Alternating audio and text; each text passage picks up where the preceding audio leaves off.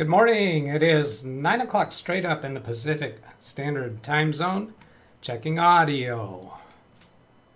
Up in the Pacific Standard. There it is. Both of my monitor screens are muted. I'm drinking hot tea because my throat's a little congested. Not because of cold, but because I had biscuits and gravy for breakfast. And that kind of gives me a little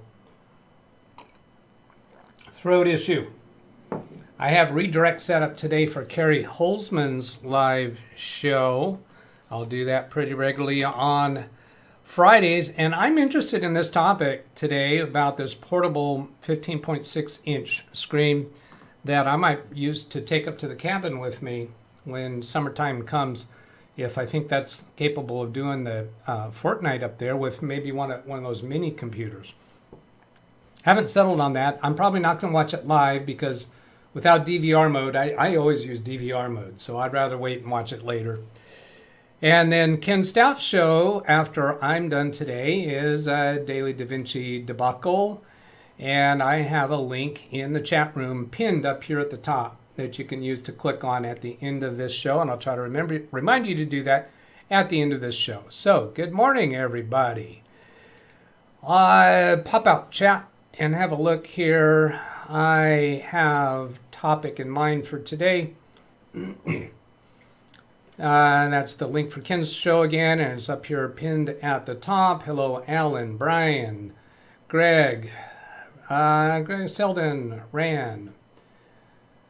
34 degrees Fahrenheit for Selden. So I have no emails to reply today, no chat comments from yesterday that I wanted to reply to live, and no links that I have saved. But what I do want, we're going to spend a significant amount of time, is comments on the channel because they're all related to this TP-Link router from yesterday. So we've had some further development on that and also some comments to make. Let's see, what's Gary telling me here? It's directed to me and Dennis about this knowledge base article, and to get this update, you have to get it from Microsoft Update Catalog only per Microsoft. Is there a reason why I want to go do that? What's that about? Okay, well, instead of going down for that or going for that right now, I'm going to go into the content I have in mind for today. And hello, Martin Hogg. Coming back to channel comments here. Got some pretty long comments in here, and they are substantive. Substantive? Worth reading through. So I'm going to be reading to you. Kick back, relax. Oh, you know what? Before I do that, I want to point out something there. I have got a little bit of I don't know if it's feedback but some hints that I've seen somewhere about the time that I spend on tracking things down. And I've said this before, and I need to say it again. Part of the reason why I started this channel is to give me an excuse to be able to dig deeper into things that pique my curiosity, whereas without this channel, when I come across things with clients, I wonder what would happen if I tried such and such and so, and I want to go deeper in it, and I couldn't justify doing that just on my own. But somehow, if I am putting this information out on YouTube, I feel it's more worthwhile. But a lot of people aren't picking up those learnings, aren't seeing the little lessons that are subtly exist all through the content. And that is what I appreciated so much about Carrie Holzman's channel when I was very, very faithful to it before I started my channel. I just don't have time to be faithful to all the channels that I want to watch and learn from. But I'm going to try to elaborate on some of the smaller lessons, the hidden lessons, things that I've already told about, but I think people don't pick up on. Then as long as I'm on that, I'm going to also show this. I was wanting to hang this up somewhere where it was visible, because it's a poster that's just hanging off on my parts shelf currently. Education from Albert Einstein. Education is not the learning of facts, but the training of the mind to think. So some of the things I hope I'm accomplishing here is to show the value of curiosity and go dig further, even if you don't know if there's any value to that. I'm sure everybody's come across the kid in school, your own kids, maybe yourself when you were in school, learning math, learning English, learning history. I'll never use any of this stuff. Why do I have to use it? And we've heard some of the people that are in this community, particularly Tim Sal, who was not a fan of math when he was in school and uses it every day. You don't know when you're learning something where that's going to become useful. Okay, so enough of that soapbox. Let's come over here and start with the oldest of these messages, which was yesterday. Now, all of these messages were off of yesterday's video. So from Carrie Holzman, let's make this bigger so it's easier for you to see, and I'll scroll down and get it back on screen. It says, hi, Doug. The router was running fine for a couple of years with no changes. Now, if you didn't catch yesterday's show, then you're a little bit behind the ball here. Other computers connected to the router were not affected. Now, I don't know if that means that they tried uploading that copyrighted video material to the Google Drive. I don't think they did, because his client reported to Carrie that he thought Google Drive was blocking him because he was trying to upload copyrighted content. Now, if that was working fine on other computers, then he wouldn't have suspected that as being Google Drive blocking if it was working on other computers. So I'm presuming that it just means other computers weren't blocked from the internet at the time that the subject computer was being blocked, which is consistent with what I was describing yesterday. If you look at the outrageous speed of internet this customer has, now I don't know what that speed is. However, the switch element component to this router is a gigabit. So even if the person has a 2.5 gigabit per second upload speed, a computer connected to this router would not be able to make use of that. So yeah, I don't know what the speed was. I believe you're not able to recreate it because your internet is not fast enough. Well, I think I can. I think I have created it because I have Big Beast Build connected to the WAN port of this router. I'm not going through my internet connection. I am able to get high speeds from computers connected to the LAN ports of this router through the WAN port to Big Beast Build, because all of that is operating at gigabit. So I'm uploading from the test computers, Baby Beast and this SCC computer, I'm uploading through the router, through the WAN port to Big Beast Build, and that is, I believe, recreating that situation. However, it's not getting nearly gigabit. So that, and the CPU of the router is maxed out at 100%. So I'm suspecting that CPU is perhaps even malfunctioning and not able to keep up, not able to perform at the level that it should be performing at. Now, I didn't actually get that on yesterday's video. Well, it was there. When I went back and watched it again, it did go to 100% while I was uploading those videos from one computer. Then, however, routers are way too cheap and the internet is way too important to spend as much time as you did trying to figure out. Absolutely agree there.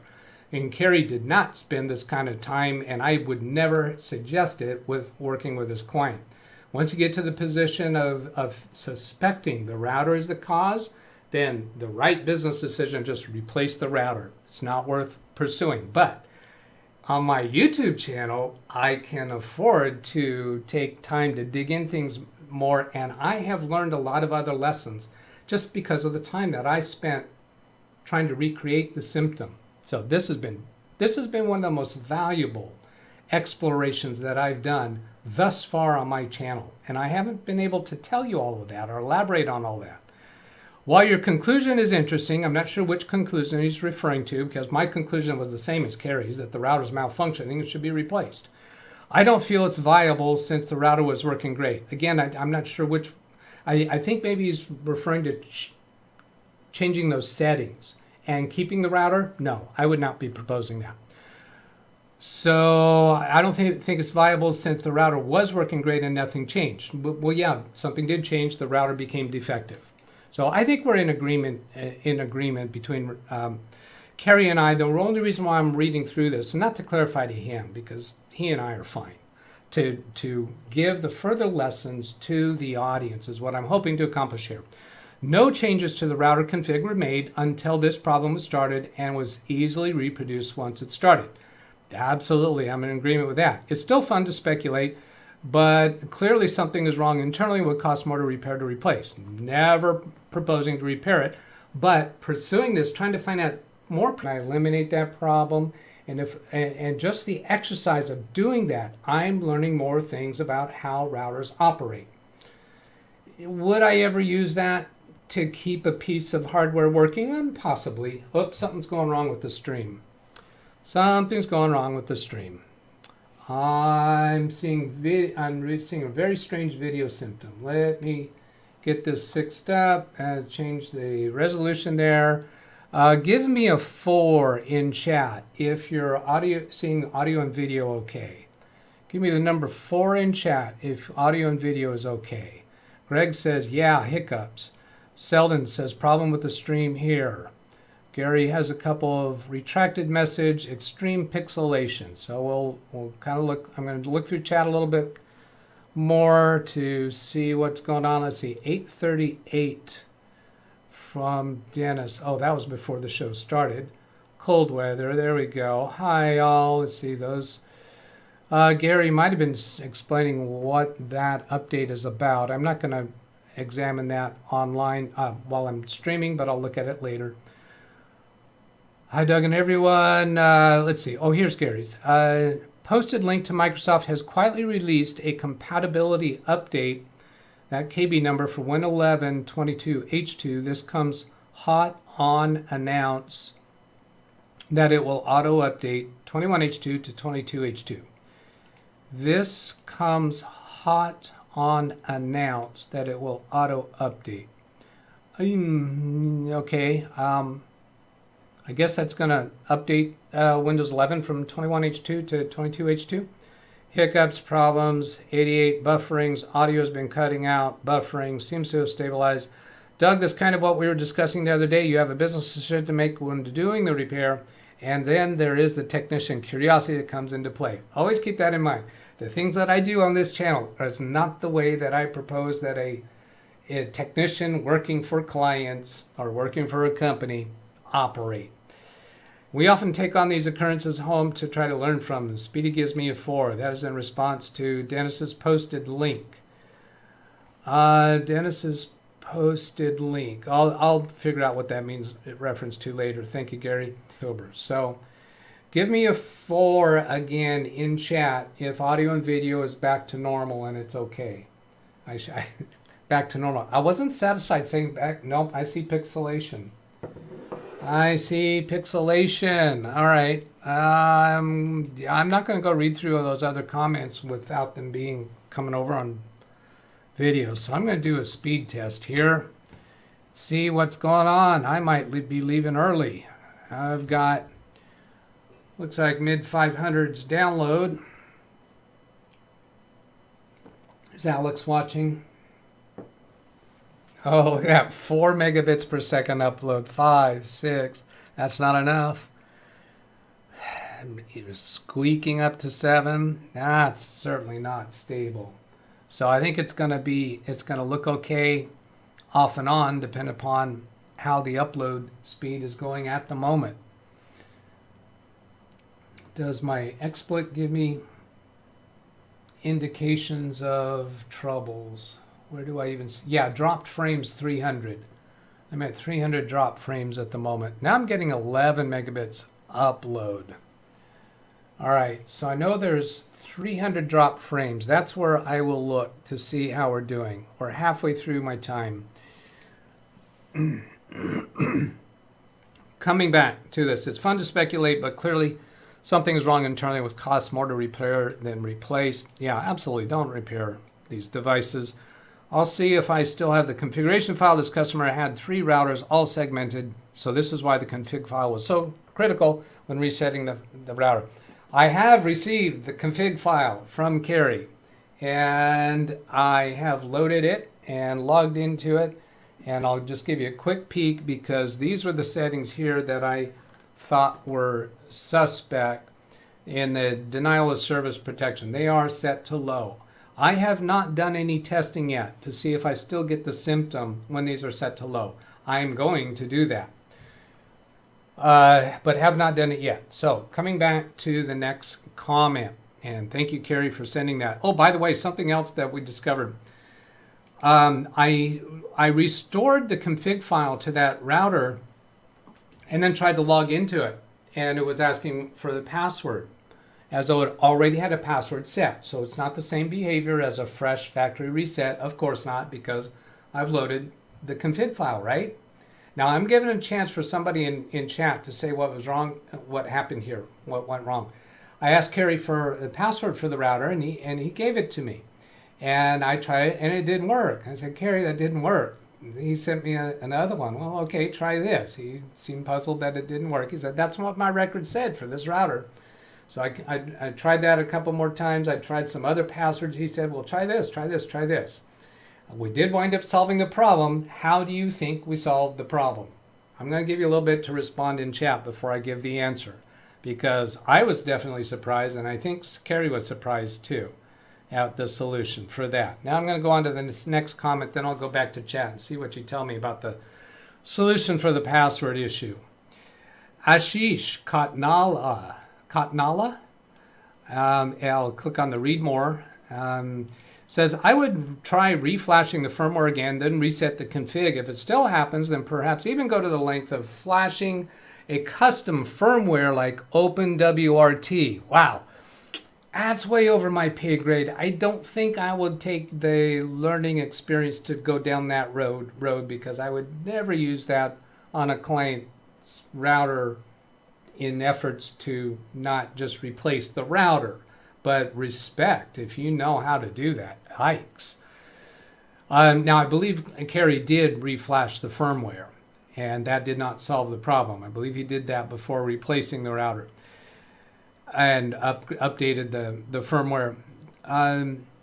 To verify this behavior to isolate a firmware bug or confirm hardware issue. I know for many people time is more important, but I'm a tinkerer with curious mind and would definitely like to find the problem and conclude something. Ashish, I sure hope that you will be contributing more of your thoughts along the way, because I love it that you are a tinkerer, and a pretty substantial tinkerer if you're doing custom firmware. Yikes. Now then, this comment up here, before I start reading that, I'm going to go see what you've said in chat regarding that password. Let's start at the bottom. Lawn Dog, because the router had been reset at times, I guess I'll go back to the original admin and default password. That's my guess. Nope.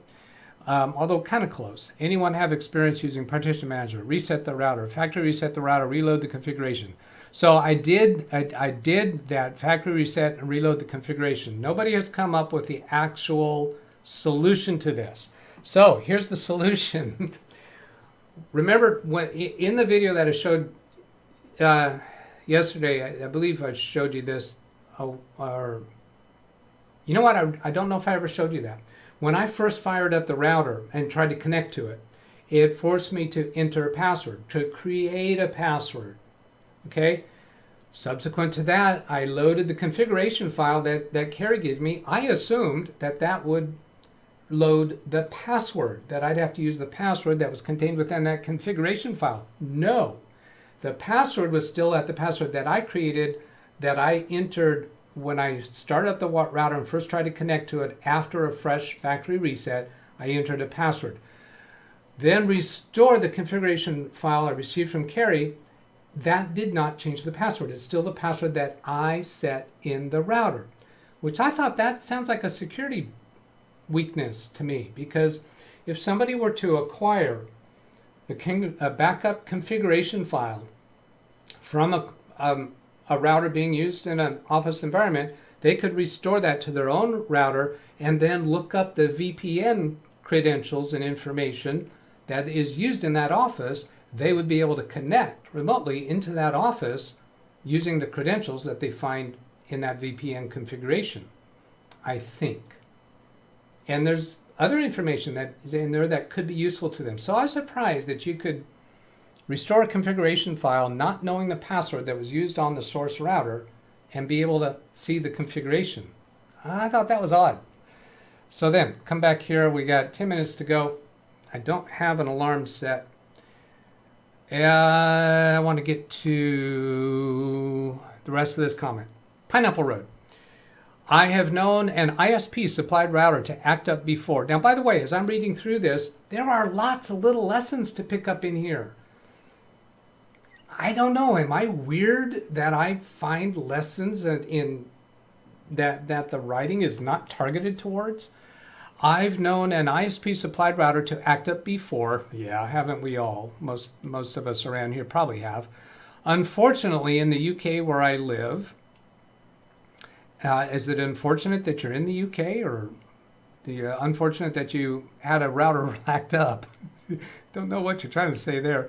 At least for residential connections, ISPs automatically send out a router and expect you to use the one they supply you with.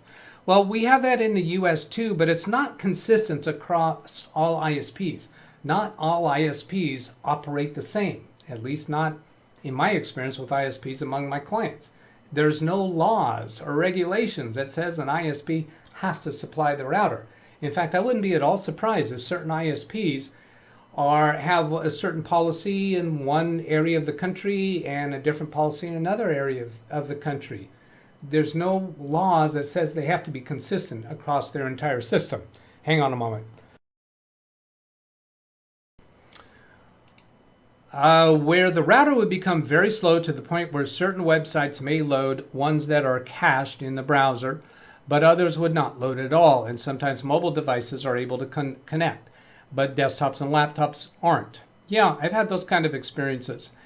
And I've also seen where when the DHCP addresses all get used up on a router, so if they have a lot of mobile devices, when a mobile device goes away and it's no longer on, that IP address is still occupied for whatever period of time that we have the timeout set for. So I had one office that was fairly often filling up all of their DHCP slots available, and I didn't have them all provisioned. I was giving them a subset because that allowed me to change the DHCP range to a different subset when we needed to get more addresses available or flip-flop them. It was a strategy that I used at one point. I don't think it worked very well. But anyway, I've had that symptom too that you're describing. At this point, I did have my own router, but it was configured to act as a wireless access point. I've done that too. Take a router and just use it as a wireless access point, meaning you're not using the WAN port on that router. At this point, I did have my own router, but it was configured to act as wireless access point. For a short period of time, this router seemed to like randomly resetting itself. So I would have to reconfigure it. It no longer does that though. It might have just been a bug in the firmware. And so I ended up switching it into router mode. And weirdly, this seemed to fix the issues with the ISP router. Well, yeah, because perhaps now your DHCP addresses are being handed out by your own router rather than the service provider's router. And weirdly, this seemed to fix the issues with the ISP router. All the network traffic went through my router, so maybe it was getting overwhelmed by the number of devices on the network. I don't know. Now, some people watching this video somewhere along the line, maybe right now, may not know that you can take a router that you purchase, a consumer-based router, even though your ISP requires that you use their router.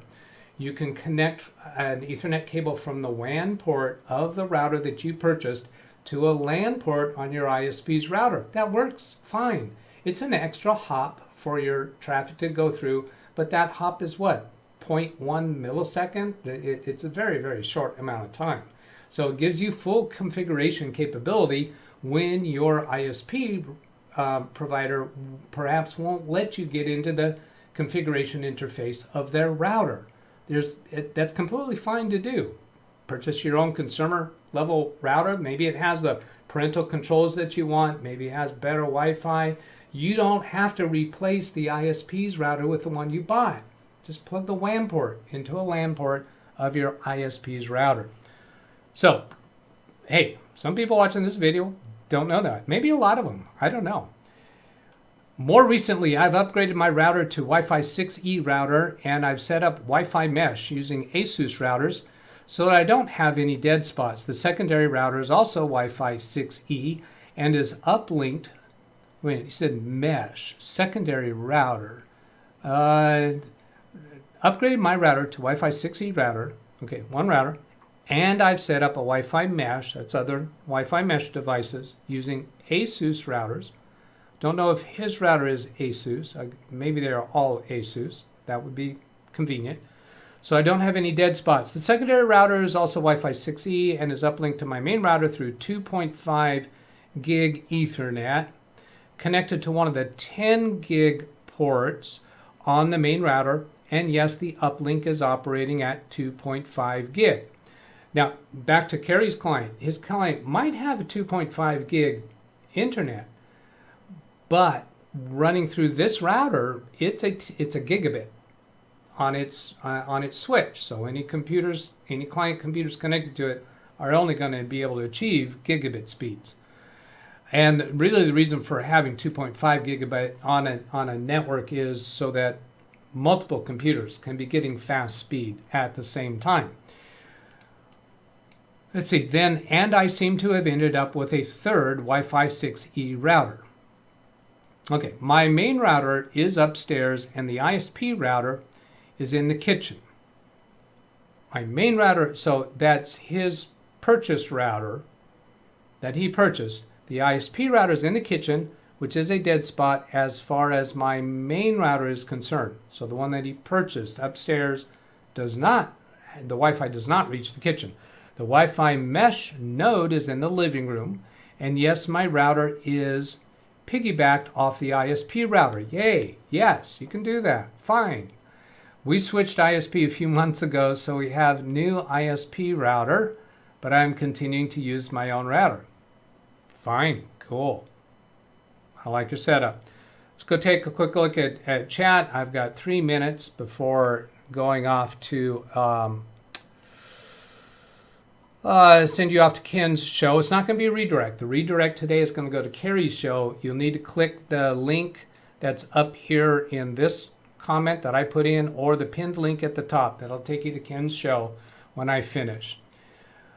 Then let's see what we got here in orange. Posted link. Discussing the other day, curiosity. Got that for response. More stream problems. Pixelated. Oh, it's horrible. Cutting out. Oh, jeez. No, the audio seems to be okay, but video is definitely breaking up, kind of like you're out of antenna range. How am I doing on? Oh, I'm still at only 300 drop frames, so maybe it's been okay since we looked at that. Oh, there's my last, my highlighted comment. Because the router's been reset at times, guess go back to the original admin, the default password. See, that was close. No, it's not the original admin in the sense it's the password that I put in to the device when I first connected to it.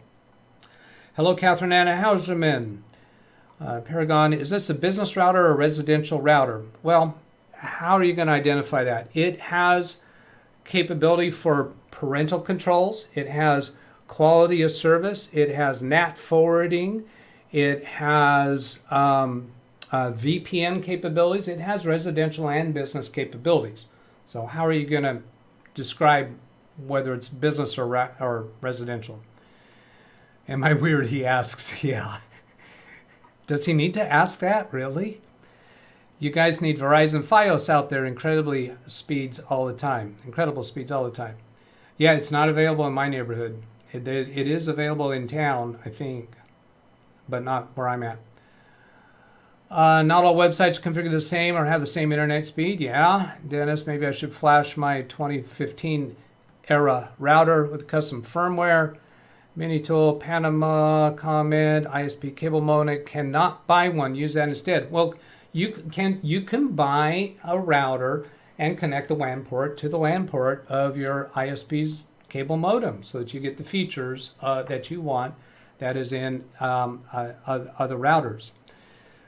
LAN as in black port or yellow-orange one? Well, that also is not legislated. There is no law that says the WAN port of a router has to be a certain color. On this router, the WAN port is blue. Sometimes it's labeled as WAN, sometimes it's labeled with that wireframe globe, or it might say internet. Depends upon the manufacturer how they're going to identify the WAN port. WAN is in Wide Area Network, WAN. Catherine says, read the full manual, Ken Stout. I know that's not what she meant for the letters, but that's the way I pronounce it. What is the speed of the Ethernet port? Remember, not all sites will let you get speeds over 1 gig. Absolutely. His PC Ethernet. Oh, yeah, we don't know what Carrie's client's Ethernet port was at, but it used to run at the high speeds, and it didn't block the videos. So the problem with that router is that when he was uploading copyrighted content to his Google Drive, that computer was getting blocked from the internet. Oh, it's time. I gotta sign out here. Go click to Ken Stout's show. It's up here in the top or in the pinned comment, and the redirect is going to take you to Carrie Holzman's scheduled stream. I hope that was useful. Have a great day. Catch you later. Goodbye.